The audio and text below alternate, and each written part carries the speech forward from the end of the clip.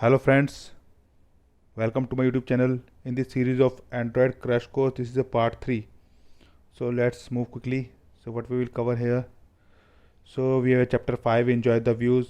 So we will covering that part from the head first series, chapter 5.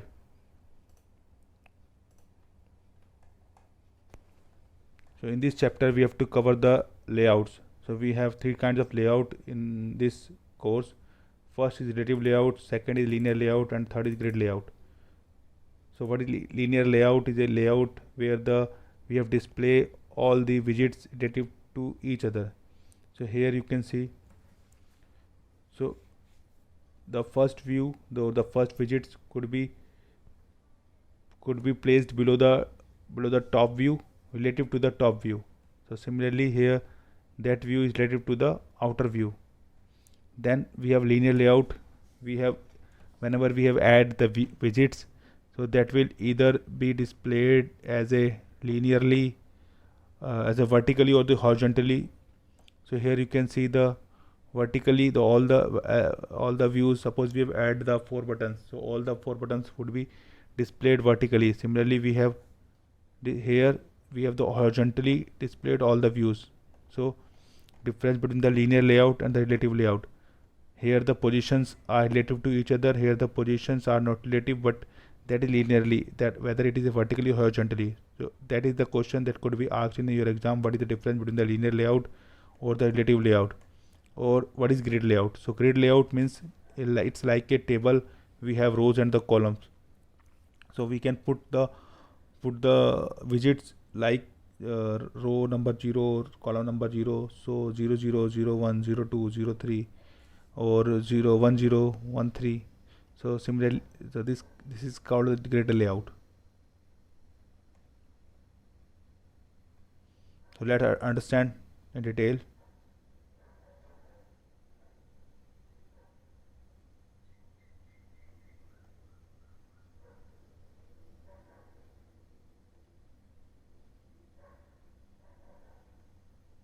So there is a one term, density independent pixels.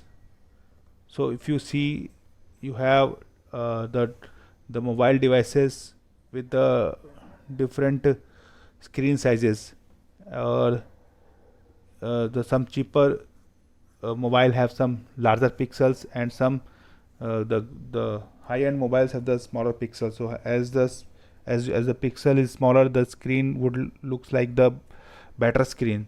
So to avoid this thing, we have the density independent pixel. It means it is roughly the same size across all devices. So that we call the density independent pixels. We call this DP. So let's first add the understand the relative layout in detail. So there is a one property like padding. So padding means how much gap you need from the left, right, or the bottom. So the name of the property is padding, bottom, left, right, and top. So here it is a 16 dp density pixels.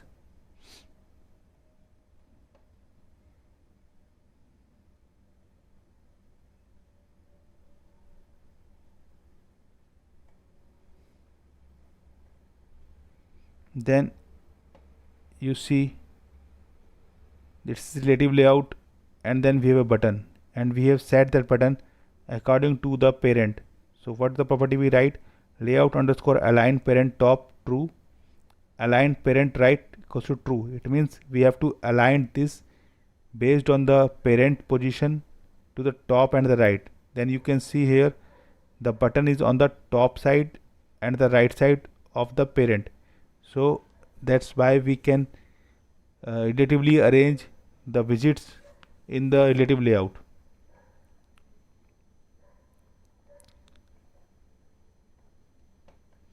So here are all the properties: align parent, bottom, left, right, top, in parent, horizontal, or the vertical. So suppose you want the button to be in the center horizontally, so in that case we use the center horizontal property, and if you want in vertically in center, then we use the center vertical property. And for parent bottom, parent left, parent right, parent top, so we have to use these properties. You don't need to remember all these property names, just keep in mind that we have that property, and if you write some other name, that would also be fine. So you see here the position relative to the parent, that is center, what that is center horizontal, and that is center horizontal, and that is center vertical. Positioning views relative to the other views. Now we have seen here, we have seen the how we can positioning based on the parent. Now we will see how we can positioning relative to the other views. So in case of other views, we have to need the ID of that view. So suppose we have the button, and then we have two button number 1, that is called click me, and the button number 2, that is called button underscore click me. Oh, sorry, the button first ID is button underscore click me, then there is a no ID, but this is different button.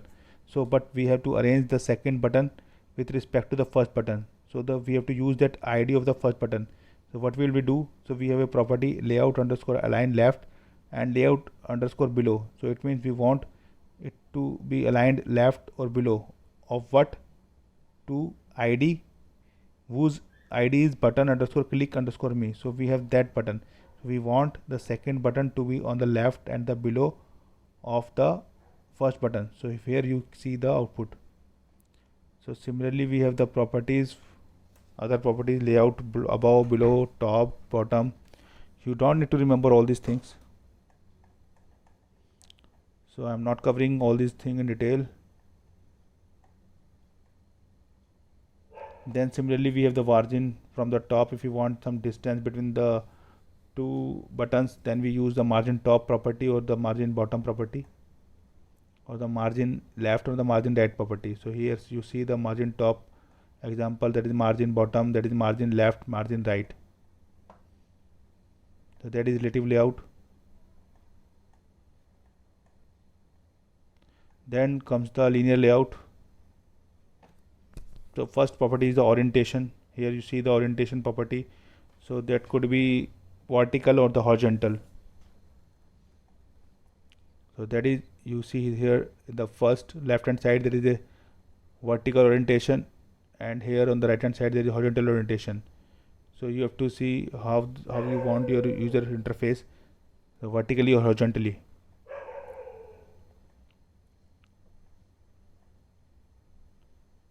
So here we have linear layout, and we have added the text view and the button. So all these are vertically arranged. So you see the text view and the click me, all are vertically arranged.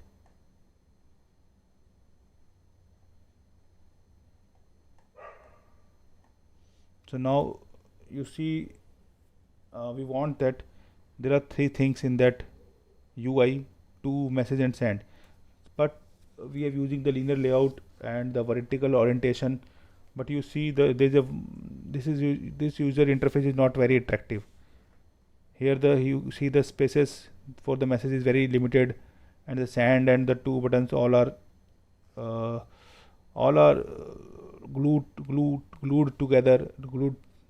So we want that layout should be good. So for that purpose we want the two could be written here on the top side, and then the gap between the send and the message, send button and the two is so that the message could be covered very easily, and we want the send button to be on the right hand side. So let's see how we can use these properties to achieve all these things. So here you have see we have here written the to and the message, so that we call the hint. Whatever we have to write, that is displayed on a very light white color, so that is hint. So a property, there is a Android hint property. So if we haven't defined anything else, so in that case the layout is look like this. Now we have changed that layout. So if we have a property, there is a layout weight property, and we have to define some number here, and the number is always greater than 0. So we have used that number. So what will we do? Here we have used that layout weight equals to 1 for edit text. It means in a first edit text there is a no layout underscore width property, but in second edit text we have layout underscore weight property equals to 1, and in third button there is a no property. So what we want, it means that whatever with the size is taken by the edit text, first edit text, and the first and the last button, the remaining size would be taken up by this second edit text, because we have right here the weight is 1, so the 100% weight assigned to that edit text, so all the remaining space could be covered by the edit text. So now the screen would be looks like this: to, message, and send. Now we have to move that send button to the right hand side. How we can achieve this? So let's see one more thing first. Now we have written layout weight equals to 1 and the layout weight equals to 2. So how it will be appear on the screen? So the first edit text and second edit text, it means it will assign the 1th part out of 3 and it will assign the 2 part out of 3. So that is 1 part out of 3, that is 2 part out of 3. Now let's move to the final thing. We have to move. There is one more problem. The message would be appear in between, so we want it to on top. So for that we have gravity property. So there are first thing hint, then we have weight property, then we have gravity property. So you don't need to confuse among these: hint and then weight and then gravity. Now see gravity. So we want gravity to be top. It means we want that hint part to be written on the top side. So after that the message would be appear on the top side. So everything is fine except the send button to be moved to the right side.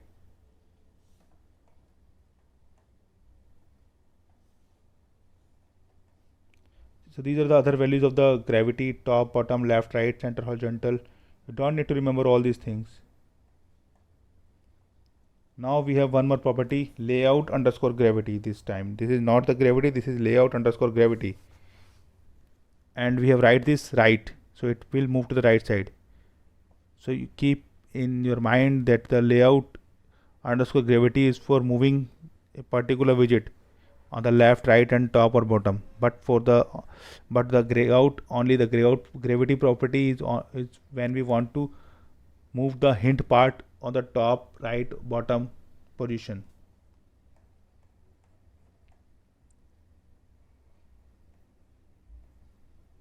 So there are other options for the layout gravity value. So these could be the values: top, bottom, right, left. So now that is the final view of our send message app.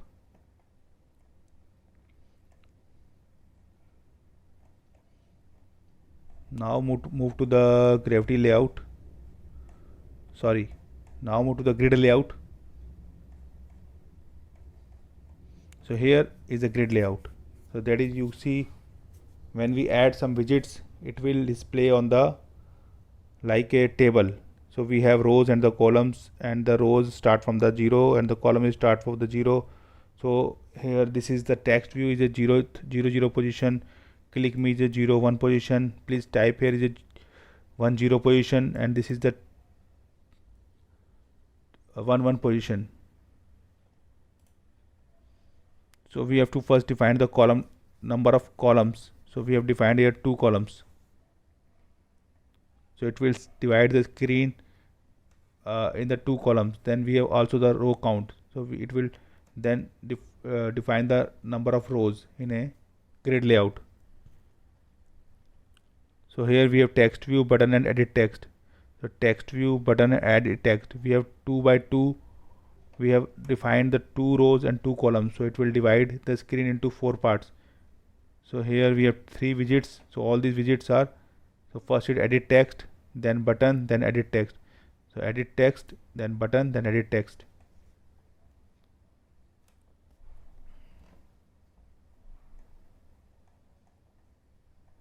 So this is the way by which we could see. So first column, second column, first row, second row, third row. So we can also use the property column span or the row span similar to the HTML. So here you can see we have extended our second row to the that will cover the both first column and the second column. So we could use that property also.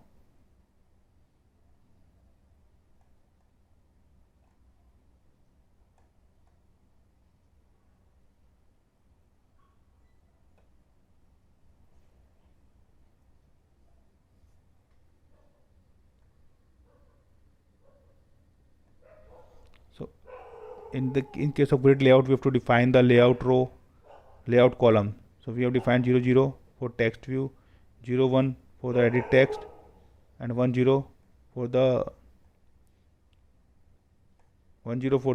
message. Now we have property layout underscore column span. So how many columns you want to span? So you have to understand that these are the rows and the columns and the column span, and nothing else in the grid layout. So when we use the column span, it means it will cover the two columns. So now we have edit text that will cover like this. It will cover the two columns. Similarly, we could cover the more than one rows. That's all from the grid layout. So that will end to the part 3. So I hope you enjoy this video. Thank you very much.